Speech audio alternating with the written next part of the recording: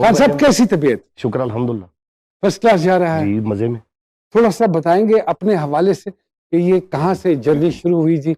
I really want to refresh the minds of the viewers actually, क्योंकि जब वो आपको देखते हैं और आपको परफॉर्म करते देखते हैं और आपकी तो इतनी सारी चीजें माशाल्लाह माशाल्लाह, एक चीज तो मैं कह और डाला ले आई डाला ये आते हैं ना सर, मैंने कहा मेरी अम्मी जो ना पंजाबी कम समझती हैं लेकिन समझ लेती, तो ये आते हैं वो हंसी शुरू होकर मिस्टर बीन आ गया पाकिस्तान। तो थोड़ा सा बताइए कहाँ से सफर का आगाज किया, कहाँ से शुरू हुए? नहीं मैं आपको एक बात बताता हूँ, घर से हर बंदा हीरो बनने के लिए निकलता है। अच्छा, वाह वाह वाह वाह वाह वाह। और अब जब हम फील्ड में आए तब इंडस्ट्री बड़ी अरूज पे थी। अब हाजी सुल्तान रईस साहब, ठीक है, और पंजाबी 80 की दिहाई, 90 92 91 93 इसी। अच्छा ओके। और ਉਹ ਮੇਰੇ ਅੱਬੂ ਕਹਿੰਦੇ ਹੁੰਦੇ ਪੰਜਾਬੀ ਚੋਂ ਇੱਥੇ ਫਿਲਮ ਇੰਡਸਟਰੀ ਜਿਹੜਾ ਵੀ ਗਿਆ ਨਾ ਕਹਿੰਦੇ ਉਹਦੇ ਘਰ ਬर्बाद हो गए ने, ਉਹ ਤੇ ਇੰਜ हो गया उंज हो गया। डराते बहुत। मुझे एक कमर्शियल के लिए बुलाया तो कह रहे बाल बड़े करो आप। मैं कहा यार मेरा एक स्टाइल है ये थिएटर के ऊपर। कह रहे नहीं आप बाल बड़े करो फिर आपको कमर्शियल में लेंगे। तो मैं कहा फिर वैन डीजल रॉक इन्होंने तो फिर करो कट दियो ना इंडस्ट्री चो तुसी, क्योंकि तो बाल है ही नहीं। हम अभी भी जो है ना हीरो ढूंढते हैं, हीरो बनाते नहीं। हीरो ढूंढना और हीरो बनाना दो मुख्तलिफ चीजें। ये काम बॉलीवुड में हो रहा है। लेकिन जब आप आए थिएटर की दुनिया में उस वक्त तो ऑलरेडी बड़े बड़े नाम थे। बड़े नाम थे, मेरे बड़े बाल थे, और दूसरी बात ये कि वो थोड़ा सा खुश कलर था मैं। अभी भी है वैसे। यकीन करें कि मुझे इतनी दफा रिहर्सल से उठाया गया है कि आज तक किसी भी इंडस्ट्री में किसी एक्टर को इतनी दफा रिहर्सल से नहीं उठाया। डायरेक्ट ड्रामे पे आओ, रिहर्सल पे नहीं कि भाई शायद ये लड़कियों के चक्कर में आया हुआ है। आप गुड लुकिंग बहुत ज्यादा थे। तो आपने फिर कसम से मैं कहता हूँ ओए तू किधर, मैं कहा सर वो मैं सर कोई चांस ओ तो चलो इतनी दफा रिहर्सल से उठाया है। मैंने इतनी मेहनत की है, इतनी मेहनत की है इस रंग के साथ हीरो लगते हुए ने बावजूद कॉमेडियन बनने में। साहब उस जमाने में जब आप आए तो आपके साथी कौन कौन से थे बताएंगे? मेरे जो साथी हैं वो माशाल्लाह इस टाइम सारे ही आपके साथ ही हैं। अच्छा। और मैंने स्टैंड अप से स्टार्ट लिया जी। कंपटीशन था? हाँ जी, वो एक एकेडमी थी जहाँ पे वो ड्रम व्रम सारा कुछ, वो ना सामने मेरे अब्बू बैठते थे। मैं जब ऊपर जाता था तो वो अब्बू को कहते हो देखो जी खान साहब ਤੁਹਾਡਾ मुंडा देखो उत्ते जा रहे हैं, इंज कर रहे हैं उंज कर रहे हैं। वो एक दिन अब्बू घर जाके अम्मी से लड़ना शुरू हो गए, बल्कि मुझे एक लगा भी दी उन्होंने कि तेरी वजह तो मेरी इन्नी इंसल्ट हो रही है। तो कह रहे हैं पता किहड़े काम च पै गया इंजे उंजे फलाना है, तू इनू इंज कर। फिर मैं वो उस्ताद नूं कहा, मैं कहा तू अकैडमी चेंज कर ले, किसी होर जगह ते चले जाने। कहते यार वो खुली जगह है इंज, वो कदी दुपट्टा लैके चढ़ जाना, कदी उत्ते वो बकायदा भेजते सन कि जाके देखो आया तो नहीं उत्ते।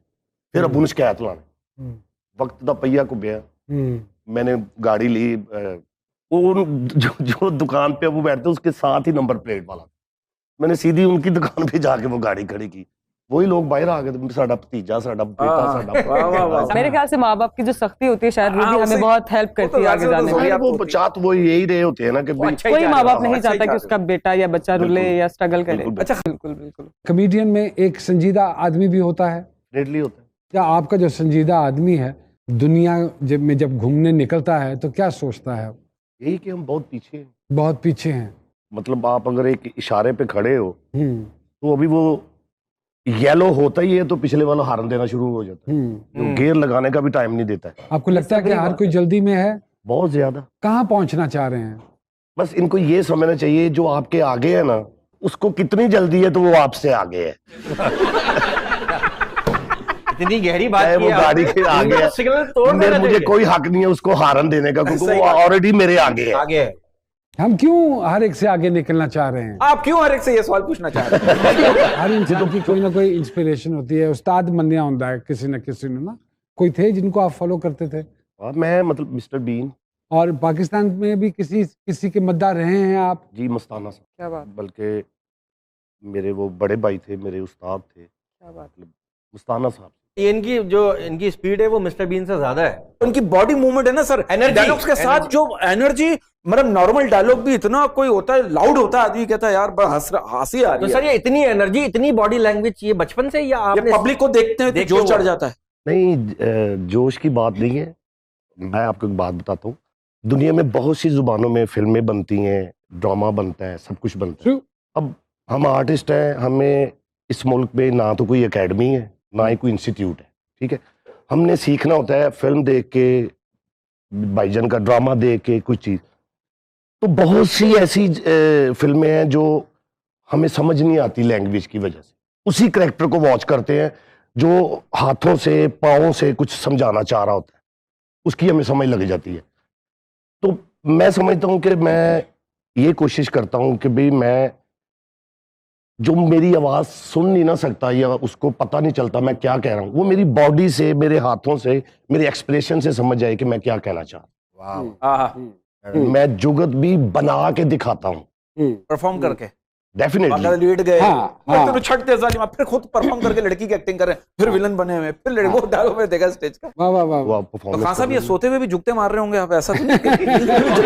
एक्चुअली मैं आपको एक बात बताऊं, मैं जुगते कम करता हूँ। खान साहब का मजाक जो है ना खान साहब का, वो जरा डिफरेंट है। मैं कॉमेडियन नहीं हूँ, मैं कॉमेडी एक्टर हूँ।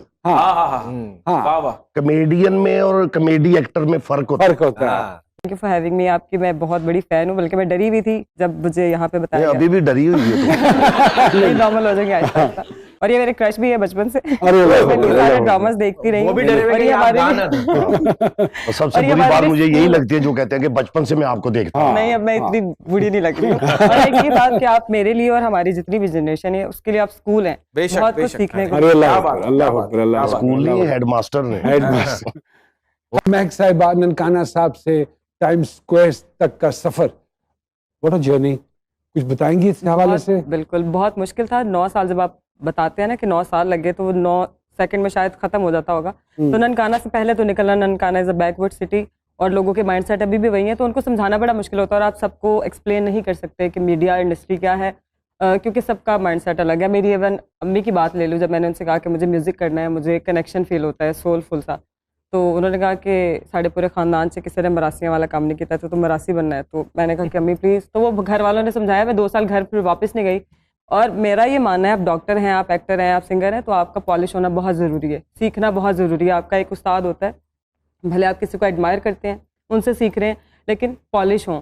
तो फिर मैं हॉस्टल में 2 साल रही, मैं रेडियो पाकिस्तान सीखने जाती थी। आई स्टिल रिमेंबर कि मैं जब वापस आती थी, गर्ल्स हॉस्टल था, तो 10 बजे बंद हो जाता था।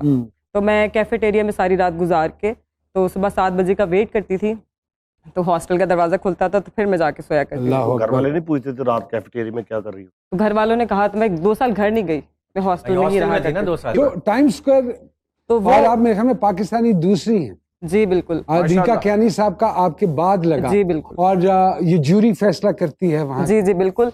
पूरी दुनिया से, हर मुल्क से एक आर्टिस्ट को चूज किया जाता है, जो कि 1 महीने के लिए उनका एम्बेसडर होता है। Was the ambassador of women creators. वो खवातीन जो इंडस्ट्री में है या जो आगे बढ़ के मुल्क का नाम रोशन करती हैं, पाकिस्तान का नाम, उन लोगों को नहीं रिकग्नाइज किया जाता, क्योंकि वो मुल्क का नाम जो रोशन कर रहे हैं। तो वाकई ग्लैमर को आगे लेके चला जाया जाता है, लेकिन जो मुल्क का नाम रोशन करते हैं वो पीछे रह जाते हैं। तो मैं रिप्रेजेंट कर रही थी पाकिस्तान को, उन सब खवातीन को जिन्होंने अपना नाम बनाया मेहनत करके। तो मेरा बिलबोर्ड लगा था वहाँ पे, इसलिए। वो कौन सा कलाम था महक साहिबा? सल्लल्लाहु अलैहि नबीना, जो कि अली ज़रियून ने लिखा था, और बिलाल वाजिद ने उसका म्यूजिक कंपोज किया था। वाजिद साहब के बेटे बड़े फेमस म्यूजिशियन थे हमारे। अच्छा। नुसरत फतेह खान साहब के साथ ढोलक भी प्ले करते रहे वो।